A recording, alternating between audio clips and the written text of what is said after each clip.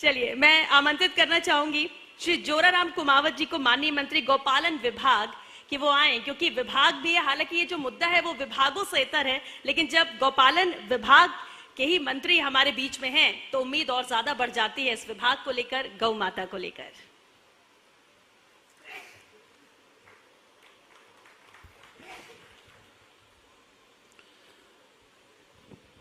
बोलो भारत माता की, भारत माता की, वंदे वंदे। बोलो गौ माता की, बोलो गौ माता की। आज फर्स्ट इंडिया के सौजन्य में आयोजित इस गौ माता की सेवा करने वाले उन गौ भक्तों की सेवा और उनको सम्मानित करने के इस पवित्र कार्यक्रम में हमारे बीच में मंच पर विराजमान मां मंडलेश्वर ज्ञानेश्वर जी महाराज जी, राम स्नेही संत श्री राम प्रसाद जी महाराज जी, मंत्रिमंडल में मेरे वरिष्ठ साथी और हमेशा सबकी चिंता करने वाले, लगातार हम लोगों को भी समय समय पर सही सलाह देते रहते हैं और लगातार पूरे राजस्थान की चिंता करने वाले चिकित्सा मंत्री सामान्य गजेंद्र सिंह जी खींवसर साहब, विधानसभा में मुख्य सचेतक,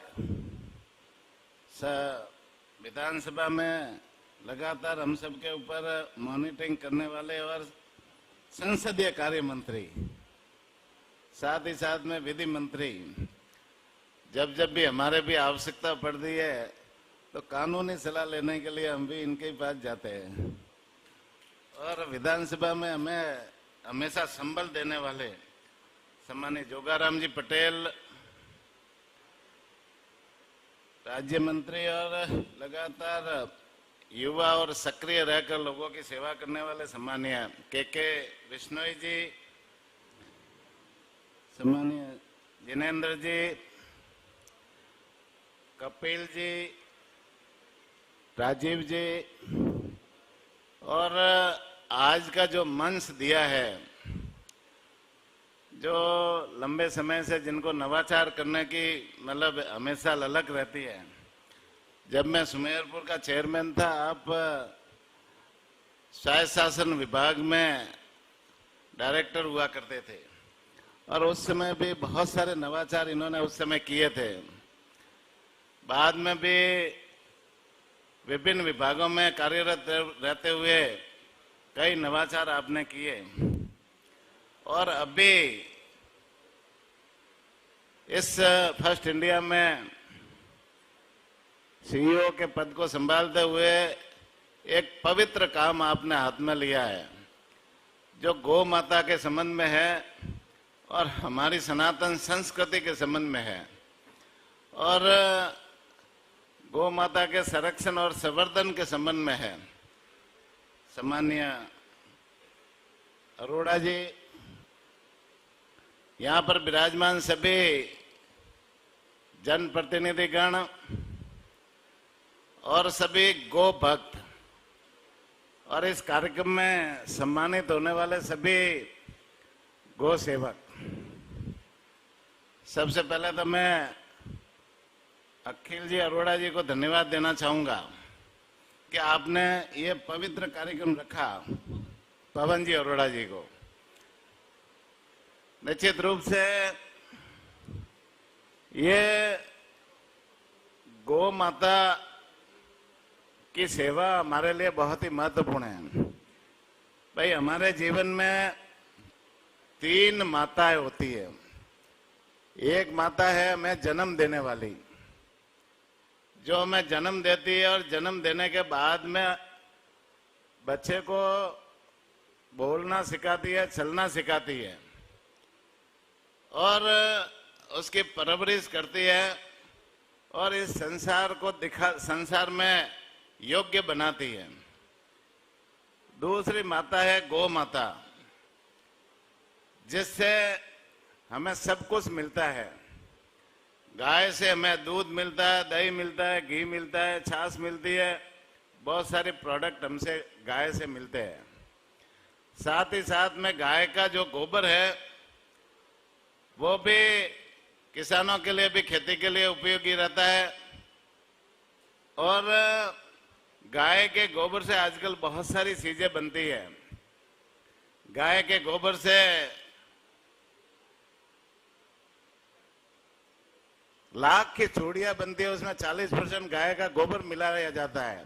ये माताएं बहनें पहनती है, उसमें भी गाय का बहुत ही महत्वपूर्ण योगदान है। साथ ही साथ में ये जो कलर पेंट्स किया जाता है वो भी गाय के गोबर से भी कलर बनता है। गाय के गोबर से गत्ता बनता है, गाय के गोबर से कागज बनता है और गाय के गोबर से बहुत सारे प्रोडक्ट आजकल नए नवाचार हो रहे हैं।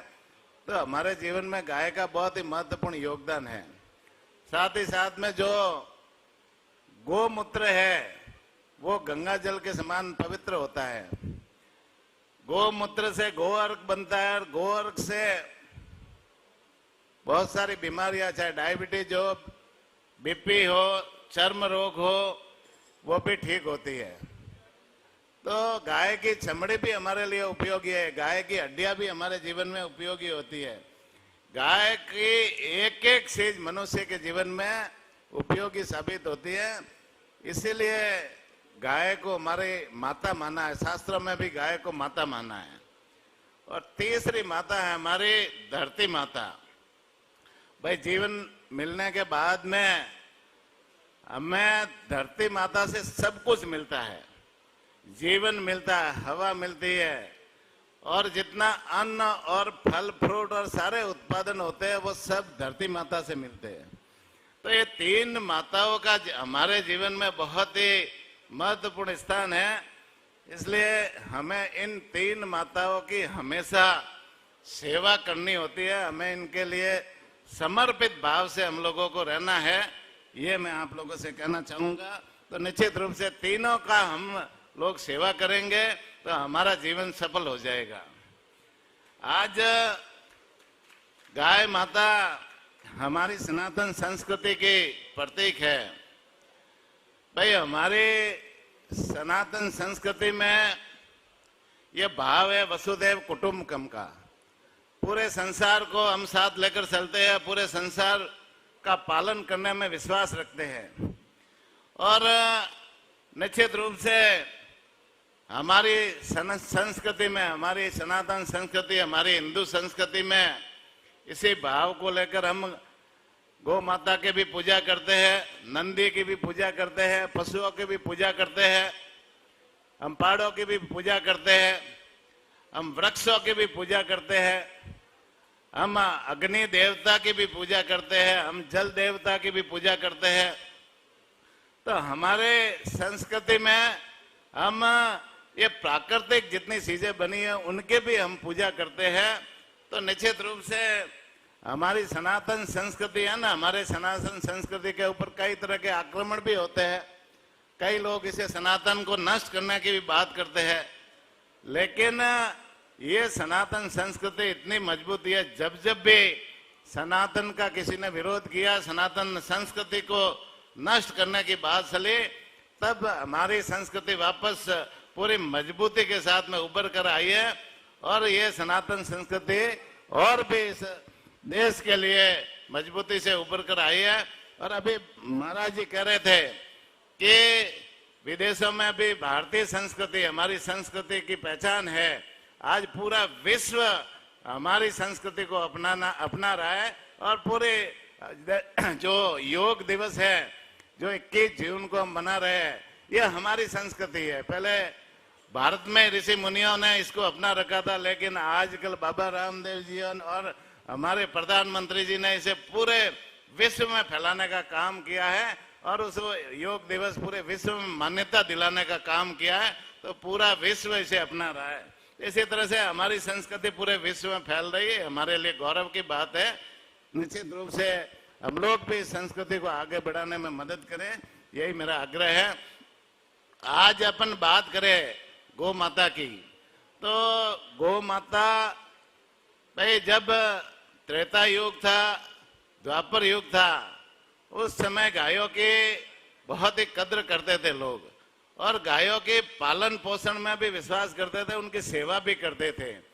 और जैसे जैसे ये कलयुग आया, कलयुग में धीरे धीरे गायों के प्रति थोड़ा सा झुकाव लोगों का कम हुआ। और ये झुकाव कम होने का जो कारण है वो है, पहले जैसे कृषि कार्य ज्यादा होते थे, और कृषि कार्य में बैलों की ज्यादा जरूरत होती, नंदियों की ज्यादा जरूरत होती थी। जब घर में गौ पालते थे तो सबसे पहले किसान ये उम्मीद करता था कि हमको नंदी मिले, हमको गाय का जो बछड़ा है वो नंदी के रूप में पैदा हो, जिससे उनके परिवार का पालन पोषण हो, और नंदी उनकी खेतों के लिए, जुताई के लिए, खड़ाई के लिए, कृषि कार्य के लिए उपयोगी साबित होता था। आजकल क्या है, नंदी पैदा होते ही उसको, भाई ये तो अनुपयोगी है, इसके तो कोई उपयोगिता नहीं है, इसीलिए लोगों ने गायों के प्रति अब धीरे धीरे रुचि कम ली है। आज जैसे नंदी की स्थिति ऐसी है कि वो उसे बेसहारा छोड़ देते हैं, जैसे पैदा हुआ 2-5 साल का हुआ उसे रोड पे छोड़ देते हैं, उनका संरक्षण करने वाला कोई नहीं है। मैं तो इस अवसर पर धन्यवाद देना चाहूंगा सभी राजस्थान में चलने वाली जो गौशाला है, गौशाला संचालकों को धन्यवाद देना चाहूंगा कि उन्होंने पूरे राजस्थान भर में 4000 से ज्यादा गौशालाएं चला रखी है, और गौशालाओं के माध्यम से वो गायों की सेवा करते हैं, नंदी की सेवा करते हैं, बीमार पशुओं की सेवा करते हैं। निश्चित रूप से उनको अपने परिवार के सदस्यों की तरह पालन पोषण करने का काम करते हैं। तो निश्चित रूप से ये गौशाला के जितने भी गौ सेवक है उनको भी धन्यवाद देना चाहूंगा, संचालक को भी धन्यवाद देना चाहूंगा। साथ ही साथ में उन गौशालाओं में जो अपना आर्थिक योगदान देते हैं उनको भी धन्यवाद देना चाहूंगा। भामाशाह परिवारों को भी धन्यवाद देना चाहूंगा कि हमारी संस्कृति को बचाने में उनकी बहुत ही महत्वपूर्ण भूमिका है। तो हम सबको इस कार्यक्रम के माध्यम उन सबको मैं धन्यवाद देना चाहूंगा। अभी गायों के संरक्षण के लिए, गायों की रक्षा के लिए हमारी सरकार भी खूब सारी योजनाएं चला रही है। भाई राजस्थान सरकार ये जो गौशालाएं चल रही है उनकी संख्या कैसे बढ़े, इस दिशा में हमारी सरकार ने योजनाएं, 3 स्तर की योजनाएं चला रखी है। एक योजना है जिला स्तर की नंदीशाला खोलने की योजना, और दूसरी योजना है हर पंचायत समिति, राजस्थान भर में जितनी भी पंचायत समितियां हैं सभी जगह एक नंदीशाला खुले, और इसमें 1,56,00,000 रुपया हमारी सरकार देती है निर्माण के लिए। 10% राशि उन संस्थाओं को डालनी होती है। ये बहुत बढ़िया योजना है। साथ ही साथ में एक योजना और है जो हर ग्राम पंचायत स्तर की योजना है। हर ग्राम पंचायत पर एक पशु आश्रय स्थल खुले, उसमें गाय और नंदी दोनों शामिल हो सकते हैं, और उसके लिए भी 1 करोड़ की योजना है। 10% राशि उस गौशाला वालों को डालनी होती है, और 90 लाख रुपया हमारी सरकार देती है। तो इस तरह से आप लोगों से जो सब गौभक्त बैठे उनसे मेरा विशेष रूप से आग्रह है कि इन योजनाओं का फायदा ले, और हर गांव में, हर तहसील में, हर जिला स्तर पर इन गौशालाओं, नंदीशालाओं को ज्यादा से ज्यादा खोले, जिससे हम गायों का संरक्षण करें, गायों की सेवा कर सके। ये मेरा आप लोगों से आग्रह है। वैसे आप कर रहे हो, लेकिन फिर भी और भी इन योजनाओं को हम विस्तार से उसका फायदा कैसा मिले, इस दिशा में हम लोगों को काम करने की आवश्यकता है। अभी नस्ल सुधार के बारे में माननीय गजेंद्र सिंह जी ने बताया था, तो नस्ल सुधार के भी कार्यक्रम राजस्थान सरकार चलाती है। शॉर्ट सीमन शॉर्ट योजना है, उसमें नस्ल सुधार के बहुत सारे कार्यक्रम है, और उनके गायों के संवर्धन के लिए बहुत सारे कार्यक्रम है। समय समय पर हमारा विभाग विभिन्न कार्यक्रम चलाता रहता है, और साथ ही साथ में गौशालाओं को बढ़ावा देने के लिए हमारे विभाग की तरफ से 9 महीने का अनुदान दिया जाता है।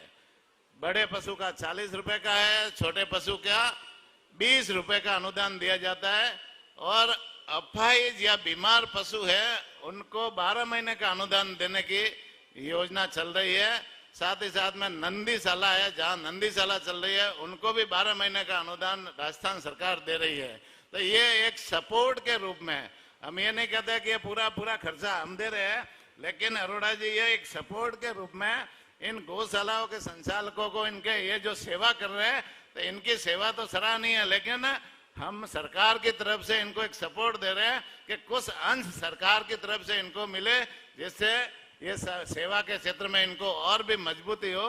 इस तरह से हम दे रहे हैं। अभी हमारे मुख्यमंत्री जी माननीय भजनलाल जी ने इस अनुदान में जितना अनुदान दे रहे हैं उसमें 10% राशि की बढ़ोतरी करने का अभी बजट में घोषणा की है, तो उसका लाभ भी इन गौशालाओं को मिलेगा। इसी तरह से गौशाला के लिए जैसे अब कई बार क्या इलाज की जरूरत पड़ती है, भाई गायों के लिए या जो पशुपालक है जो गाय पालते हैं उनको इलाज के लिए समुचित मात्रा में सुविधाएं नहीं मिलती। तो हमारे मुख्यमंत्री जी ने अभी एक मोबाइल वेटरनरी यूनिट की शुरुआत की है। पूरे राजस्थान भर में 536 गाड़ियां हमने शुरू की है। उसमें एक डॉक्टर होगा, एक कंपाउंडर होगा, एक LSA होगा और एक ड्राइवर है। तो ये 3 कर्मचारियों वाली गाड़ी है। दवाइयाँ उसमें पर्याप्त मात्रा में होगी और ये पशुपालक जो गोपालक है उनके घर जाकर के इलाज करने की सुविधा है। अभी इसमें कॉल सेंटर खुलना है। कॉल सेंटर खुलते ही वो पशुपालक या गोपालक कहीं पर भी फोन कर सकता है उस कॉल सेंटर पे, तो वो गाड़ी सीधे उनके घर जाएगी और घर जाकर के इलाज करने की सुविधा है। ये माननीय प्रधानमंत्री जी की प्रेरणा से माननीय मुख्यमंत्री जी ने किया है, तो ये हमारा विभाग इसको संचालित कर रहा है। इसी तरह से गौ माता के संरक्षण के लिए और भी एक योजना है। जैसे अभी मुख्यमंत्री जी ने बजट में घोषणा की है, गो पालक कार्ड बना करके देंगे हम। गायों के जो पशुपालन का धंधा करना चाहते हैं या गो पालन जो करना चाहते हैं, उनके बढ़ावे के लिए बिना ब्याज से 1 लाख तक का लोन उनको बैंक से मिलेगा उस गोपालक कार्ड के मार्फत। तो इससे भी गोपालकों के प्रति उसकी रुचि बढ़ेगी। साथ ही साथ में जैसे लंपी जैसी बीमारी आती है कभी कभी, तो गोपालक के गाय मर जाती है तो उसका मुआवजा नहीं मिलता। कई सारी योजनाएं पहले सरकारों ने बनाई लेकिन वो सक्सेस नहीं हुई। लेकिन बीमा योजना तो सक्सेस बिल्कुल भी किसी ने नहीं की। हमारे मुख्यमंत्री जी ने अभी बजट में घोषणा की है कि हम गायों के लिए 5 लाख दुधारू गायों के लिए, 5 लाख दुधारी भैंस के लिए, 5 लाख भेड़ और बकरी 5-5 लाख के लिए और 1 लाख ऊंट के लिए हम 21 लाख इन पशुओं का, इन गोवंश का हम बीमा करेंगे। और कोई अकारण से यदि कोई मृत्यु हो जाती है तो उनका सीधा मुआवजा उनको गोपालकों को और पशुपालकों को मिलेगा। इस तरह से बहुत सारी योजनाएं सरकार की मंशा है। माननीय प्रधानमंत्री जी भी चाहते हैं कि ज्यादा से ज्यादा गोपालकों को बढ़ावा मिले, पशुपालकों को बढ़ावा मिले, और मुख्यमंत्री जी भी चाहते हैं कि ज्यादा से ज्यादा इनको बढ़ावा मिले। ये हमारे जीवन का कृषि कार्य करने के बाद में कृषि आधारित जो क्षेत्र है उनमें लोगों की आजीविका बढ़ाने के लिए ये गोपालन और पशुपालन सबसे बढ़िया बिजनेस है और इसको बढ़ावा देने की भी जरूरत है, जिससे यदि गोपालकों के प्रति ज्यादा रुचि बढ़ेगी, उनको मजबूती मिलेगी, तो ये हमारी जो गाय है रोड पे घूमती है या बेसहारा घूमती है, ये सारी समस्या धीरे धीरे खत्म हो जाएगी। और भी आने वाले समय में हम और भी गो संवर्धन के लिए बहुत सारी स्कीमें लाने वाले हैं। तो मैं तो पुनः अरोड़ा जी, पवन जी अरोड़ा जी को धन्यवाद देना चाहूंगा कि आपने ये फर्स्ट इंडिया के मार्फत ये जो मुद्दा उठाया, विषय उठाया, निश्चित रूप से बहुत ही सराहनीय है और निश्चित रूप से इससे हमारी सरकार को भी मदद मिलेगी और हमारे मंत्रालय को भी इसमें मदद मिलेगी। और आपके पास जो सुझाव आए वो हमें भी बताना, जिससे हम सरकार के मार्फत हम लागू कर सके और गायों की मजबूती के लिए हम काम कर सके।